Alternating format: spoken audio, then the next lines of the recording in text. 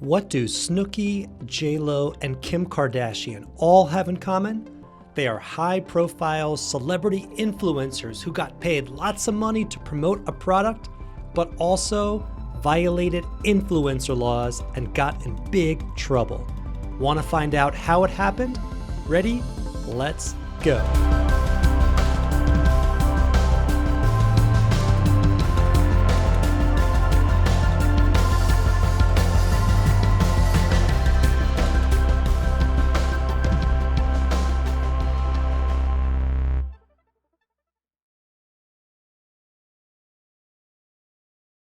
Everyone can be an influencer these days. Me, you, your mom, even your dog. There are Instagram accounts out there with dogs that have like 1 million followers. Anyone and anything these days can really be an influencer. But if you want to be an influencer, or if you want to hire influencers, you have to do so correctly, or you can get in big, big trouble under the law. You have to know how to follow the rules. And that's what this episode today is all about. Let's start with who are the players in the influencer game. You have 3 of them, really. You have brands, you have influencers, and you have the government. Let's break each one of these down before we dive into the law itself so you can see the big picture about what's going on here. First, let's start with the brands. Brands have a product or service or a cause, and they want to get exposure to as wide of an audience as possible, or to a specific type of audience that they may not be able to otherwise reach, or at least reach authentically because people know that brands want to sell you their product. So what brands want is to increase their awareness and exposure, and they can do so by partnering with influencers who have a giant following or a very niche following that gets the brand in front of the people that they want to get in front of. Secondly, we have the influencers. You, me. Well, no, not me. I've got like 120 Instagram followers. So, well, there's that. But if you followed me on Instagram, I'd have like 121. So come on, let's go. Let's do this. But influencers are people who have influence on others. They likely have some sort of either niche or a big following. They've got lots of Instagram followers who like their pictures of them holding purses or handbags or fashion. Or maybe you're a subject matter influencer, kind of like me. Maybe my following is small, but people know that I understand social media law and they want to follow that. And we have the ability to influence people through our content, blogs, posts, videos, you name it. So really, when brands and influencers come together, it's like a match made in heaven. But there's just one problem, because while it takes 2 to tango to create an influencer relationship, there's another player here, and that is the government. Bum, bum, bum. What do I mean? The government is the one that makes the rules. Specifically, it's a governmental agency called the Federal Trade Commission. This sounds like something from Star Wars, the Trade Commission that kind of comes in and wants to mess everybody up because they're really evil and they partner with Darth Vader. That's actually kind of like our government today. It's a pretty good analogy, but let's not go there. Let's talk about the fact that the government does set rules, meaning there are things called truth in advertising laws, and the government wants people to promote products and services, and they want to have people leave positive reviews and testimonials online, but they want to make sure that people aren't misled. So they've come up with things called truth in advertising laws that require brands to accurately promote their products and services. And that doesn't seem very unreasonable at its face, and it's really not, because we want to ultimately protect people and make sure that commerce is done well and commerce is done correctly. So where might the situation just come up on a day-to-day basis before we even dive into these influencers? Let's say, for example, that you wanted to hire, I don't know, an influencer lawyer to help you with their contracts. Wow, where did I come up with that innovative hypothetical? But let's say that you wanted to hire somebody and you went onto Google or you went onto Facebook and you say, who is the best influencer lawyer that's out there, and one of your friends says, hey, Ethan Wall at the social media law firm is the best influencer lawyer out there. He knows the law inside and out. He gives you the rules of the road. He could figure out what to do. I highly recommend him. In fact, I gave him 5 stars on his Google page, and I gave him a review on Facebook. Would that influence your decision as to whether to hire me or the social media law firm as your influencer attorney? Probably. It sounds like a rave review. It sounds great. Thanks, Facebook friend. But would it affect how much weight that you give that review or recommendation if you know that I paid your friend to give me that 5-star review? Or if maybe I gave them free legal services as an influencer to promote me? Wouldn't that affect how much weight you give to that person's review or testimonial? Yeah, of course. Now, you still may very well hire the social media law firm because let's face it, there's like 5 influencer lawyers out there, maybe. I don't know. Are there any more? If so, come on, stop. Come on. I need to make a living here. But what I mean is that you still very well may hire the social media law firm based upon that review, but you'd want to know if there was some sort of connection between the person who is endorsing a particular product and service and the brand itself, because otherwise it's just not fair. And that's what influencer law is all about in a nutshell. So what happened to Snooki, J-Lo, and Kim Kardashian that got them in trouble with influencer laws? Well, let's start with Snooki. Snooki, as you know, if you're like old like me, is the Jersey Shore. It's t-shirt time. Come on, cabs are here. Cabs are here. I should just be a lawyer and never, ever do a Jersey Shore impression ever again. Ever. But Snooki, she was on this famous MTV show, and she's now promoting a product, or she was, called Flat Tummy Tea. She posted an Instagram post that says, do you want to get summertime fine? There were like 9 eyes there. Then use Flat Tummy Tea. It's like a cleansing product that helps her get ready for the summer. What about, and then she would put like hashtag SP with her post. And now let's talk about J-Lo. J-Lo had celebrated her birthday a couple years ago, and she took a picture of herself next to a whole bunch of bottles of vodka beluga. And she said, had such a great time celebrating my birthday. Thanks, vodka beluga. And then finally we had Kim Kardashian.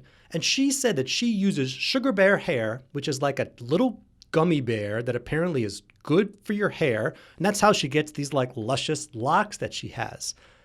Side note, I should probably try the sugar bear hair because I can use all the help that I can get in that department. But thank you, Kim. Anyways, what was the problem with each of those posts? The problem was each one of them were paid to promote their particular product, but didn't clearly and conspicuously disclose that relationship between them and the brand. Why not? Because saying thanks to a company or putting hashtag SP or something like that doesn't clearly and conspicuously disclose that there's some sort of relationship. So it's a very similar situation to the one that we discussed earlier, where someone left a nice review about the social media law firm, but you as the consumer had no idea. And so let's learn about Influencer Law 101. Let's learn what these people should have done, because if you do an influencer post and you don't do it correctly, you violate truth in advertising laws. And if you violate truth in advertising laws, you can be fined up to $18,000 each time you violate the law. Think about that. 10 posts, $18,000 a piece, $180,000 for a few Instagram posts. It could be big. And what happens is, through the law of what's called vicarious liability, the people that hire the influencers can also be responsible. So everybody's in their best interest to follow the laws so that you don't get fined by the FTC and you don't get into big trouble. FTC, Federal Trade Commission. I'm just shrinking it down because it's easier. Now, so what's the law in a nutshell? In order to comply with influencer laws, you need to do 2 things. First, your review or your endorsement of a particular product and service must be accurate, meaning you can't lie and make it up. You can't say that I take Sugar Bear hair and it gives me great hair if you A, never took Sugar Bear hair, or B, if it doesn't give you great hair. Now, that analysis is not one that comes up in the law a lot. What I mean is that you don't see the government like banging down Kim Kardashian's door with like a magnifying glass saying, did you actually take your Sugar Bear hair? Is your hair actually that much better? It's typically a very subjective thing. There's very few times, if any, that I can even think of a situation in social media law where someone was actually caught for that. Someone gave me an example recently, and it was maybe the models from the Fyre Fest. Remember this? Giant music festival that never happened, but all these awesome, attractive models were saying how hashtag Fyre Fest is like the best party of the summer with all these models, but clearly it wasn't. It was like Lord of the Flies with adults and beer in the middle of nowhere with like FEMA tents. So that's one of the few situations where it probably really wasn't accurate, and they probably should have known about that. But the second factor under the law is really the one that's most important, and it's the one that comes up the most, and that is whether or not if there is a connection between the brand and the endorser, there must be clear and conspicuous disclosures that let people know that the influencer is being paid or receives something of value from the brand. In other words, it must clearly and conspicuously disclose the relationship between Snooki, the influencer, and Flat Tummy Tea, the brand. And so what happens is people don't want to clearly and conspicuously disclose it because it means that they are less authentic. It shows like it's a commercial itself, but that's the problem that social media creates. Meaning, if Snooki was on television and did a commercial for Flat Tummy Tea, would she need to clearly and conspicuously disclose that? No. Everyone knows if you're on TV promoting a product or service that you are their spokesperson. But it's different on Instagram. Meaning if you make an Instagram post and say how you like this particular product, it's very possible that you just love this product and you want to post it out of the kindness of your heart. And that's okay. There's literally nothing stopping any celebrity that's out there or you from saying how much you love a particular product or service. In fact, if you do love this podcast, I would love that you would love it and post about it on social media. Now, you can't lie, so if you're not enjoying it, let's toe the line here. But wait, we're not done yet. There still might be some more, and I might save you.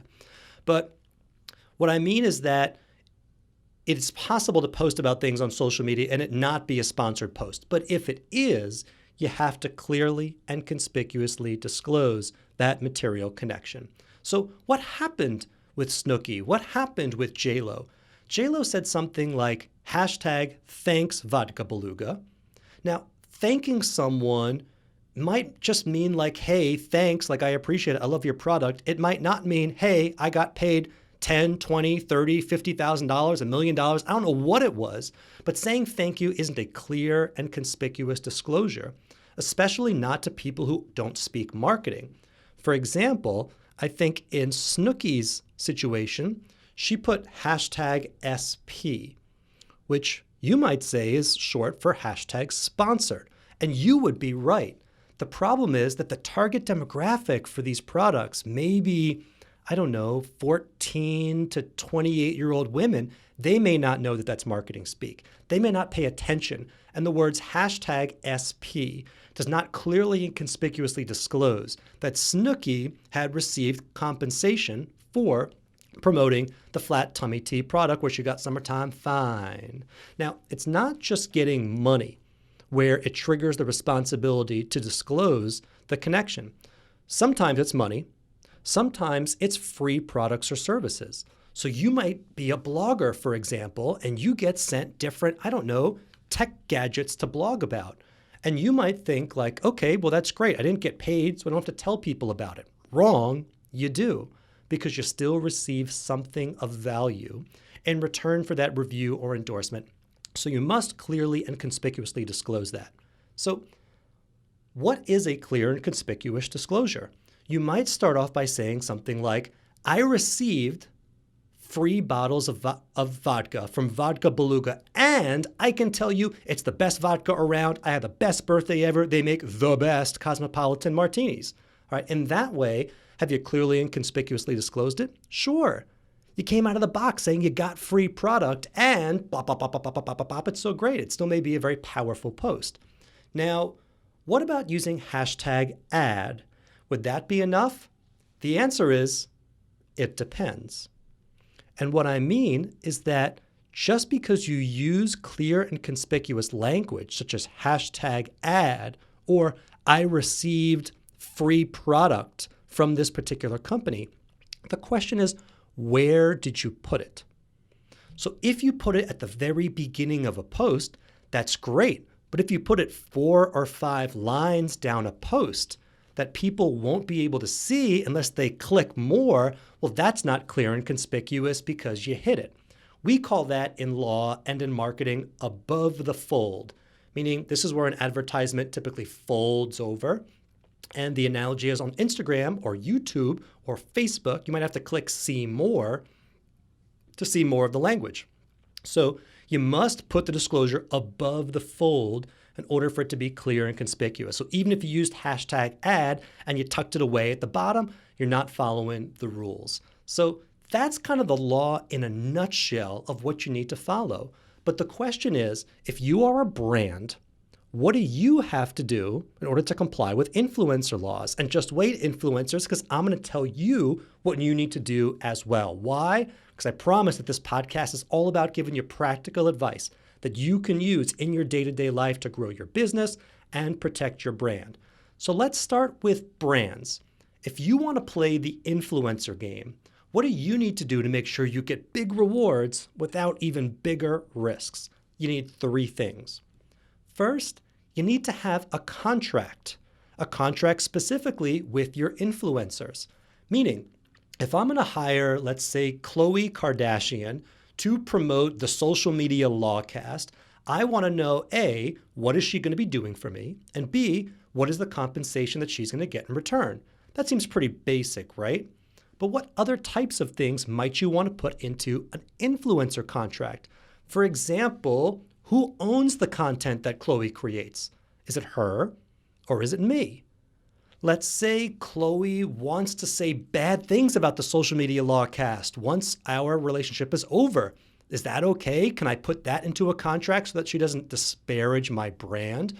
What about the fact that Khloe might be asked by some other attorney who also does a social media law podcast? And if you're out there, why? Come on, play in your own space, brother. But would you want to put something in there that says, if I'm going to pay you to promote my product or service, then you can't work with another brand that competes with me, at least for a realistic or reasonable period of time? All of those things should be in the contract itself. And the contract should also probably include guidelines about what Khloe Kardashian should or should not do when promoting our content online to make sure that she or us don't get in trouble. Second thing that a brand is going to need is training, meaning we can't just hire an influencer, have a contract that says you got to follow the law and you got to follow the rules, and we just sit back and relax and let you violate the law without any repercussions. It's not how it works. You've got to provide some type of training to make sure that your influencers, who are your agents, your spokesperson acting on your behalf, that they know and understand the law. So what might this look like? Because you might be thinking, well, Ethan, I'm like a mom and pop, I don't know, a pen shop. I make these custom pens right here. I need to grab better props next time. Here, I make these green towel things. Why do I have this green towel? I don't know. I really need something better. Okay. I have this box of Star Wars Legos that was also in the last episode that was not grabbed on purpose. But let's say that I want to give away these Star Wars Legos on my particular page. I want to make sure that Khloe knows and understands where she needs to put the disclosures, how she needs to make the disclosures, what are examples of what's okay, and what's examples of what not is okay. That was the worst grammar ever, but what isn't okay? And so what I mean by that is as follows. If you are Nike and you are hiring a bunch of high-level basketball players as influencers, you probably have more of a responsibility under the law to have more of a complex training program. But if you're a mom and pop shop, you still need to have some kind of training. Maybe it's some guidelines, maybe it's a phone call, maybe it's showing them examples of what you can or can't do. You have to make sure that you give your influencers the information that they need to know to succeed. Finally, the third thing that brands need is to oversight or monitor their influencers, meaning that once they're out there acting on your behalf, you need to watch them and make sure that they're following the rules. And if they're not following the rules, you need to come in there and ask them to change their behavior or terminate their contract. Because you, as the brand, don't want to be held responsible if your influencers are violating the law and you're the one that's going to be paying that big fine. So I hear a lot of people say to me, Ethan, that seems unfair. I might be an affiliate marketing company and have like 10,000 of people who is promoting my multi-level marketing / pyramid scheme thing that I'm doing. Is it really reasonable that I look at every single one of their posts? And the answer is probably. What I mean is that you're getting the benefit of all of these affiliates going out there and promoting your products and services. Therefore, because you decided to play the game, you should follow the rules of the game, meaning that you have some sort of monitoring process for your influencers. And maybe you don't have to look at every single post, tweet, video that they do because it becomes impractical after a certain period of time. But that doesn't mean that you don't use your responsibilities, follow your responsibilities. It doesn't mean that you don't take reasonable steps to monitor your influencers. So that's really what brands need: a contract, training, and monitoring their influencers for compliance with the influencer laws. Now, let's instead say that you are an influencer. What are the things that you need in order to protect and grow your brand? You need 3 things. First, I also recommend that influencers have an influencer contract, meaning some big brands out there are going to give you their contract and you have no choice. You sign it or you don't work for them. And that's kind of just how it works with working with big brands. But other brands don't have them. And so you have great rights in all of the influence that you've built up over the time, and you want to protect that. So I would recommend having your own contract that you then present to the brand and say, if you want to work with me and my awesome influence, then these are the rules that we're going to have to follow in order to come to an agreement. Now, you guys might have competing contracts, and you might have to work these things out yourselves or through, I don't know, let's say an influencer lawyer. But at the end of the day, you still want to have a contract. The second thing that influencers are going to need is an understanding of the law so that you can have a track record of success that you can demonstrate to brands, showing them that not only can you influence, but you can influence effectively to accomplish their goals, and also safely because you know and understand the law. If you have a big following, that's great. But if you're not influencing in a way that is lawful and that's ultimately going to get a brand in trouble, are they going to want to work with you? Probably not. So showing a brand that you know how to do it, you know how to influence, you know how to create great, compelling content, but you also know the rules and how to do it safely is going to improve the value of your brand as an influencer. Finally, the last thing that you want to do as an influencer is invest in yourself. In other words, protect your personal brand. Meaning that if you have a fashion blog, you want to make sure that the name of your blog is trademarked. Your name may be trademarked in connection with these services. You want to make sure that if you create content like videos or some other graphics, that you copyright or protect that. Or if other people are creating content for you, that you have contracts with these content creators that let them know that you're the owner of everything they create. Because at the end of the day, if you don't protect your brand, then you're going to lose value. Just like Star Wars is such a big brand, it's because, one, they create really cool stuff like flying things in space and lightsabers and Kylo Ren. Man, that stuff is cool. But also, they've protected their intellectual property. They've grown their brand, and therefore they're able to expand to new markets, products, industries, videos, comics, you name it, and you can do the same. But you have to protect yourself by growing your personal brand. through trademarks, copyright, contract laws, etc. And you also have to understand what are the site rules on social media so that you don't get your profiles deleted. I can't tell you how many calls and emails that we get at the social media law firm from influencers just like you who had 1 million followers, didn't follow the rules, maybe accidentally, and your account is banned, disabled, and you can't get it back. How long is that going to take to rebuild? How much time and energy and effort did you do in building that brand? Probably a lot. And so you really want to make sure you know and you understand the rules, because if you're an influencer, the last thing that you want to lose is your brand and your following and your reputation, because you got to rebuild it all over again. And there's very little that we can do with the social media law firm to help. We can help in certain situations, but it's really difficult to do so. So it's better to be proactive rather than reactive. So that's what influencers need: a contract to know the law and to build their personal brand. And by doing those 3 things and building your brand through trademarks, copyrights, understanding the social media site rules, and having the right contracts, you can take advantage of that great influence that you've spent so much time building. And that's when there's a match made in heaven, because it's no longer 2 to tango. Now you got a menage a law. Yeah. I just said that. Okay, menage a law, let's go with it. You have 3 people here. You got the brands that want to hire you because they have the money and they want the exposure. 2, you got the influencers who have the following that the brands truly do crave and the content that really resonates with people. And 3, you've got the government, and you know that you're following the rules. And when that happens, it's literally a match made in heaven. Brands win because they get more exposure. Influencers win because they get to do what they love doing and get paid for it at the same time.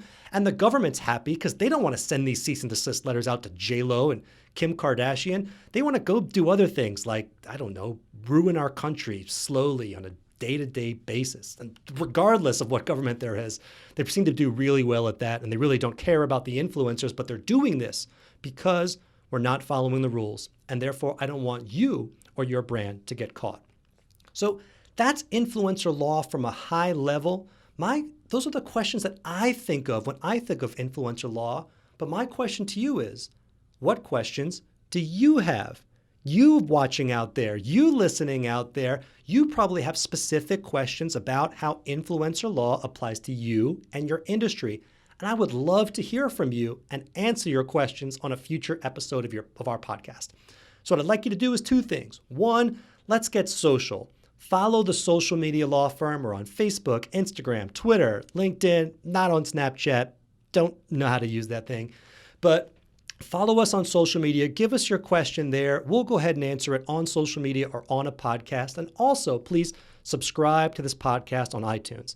By subscribing, you're going to hear the answers to the questions that you submit, and you're going to learn more about influencer law so that you can protect and grow your brand.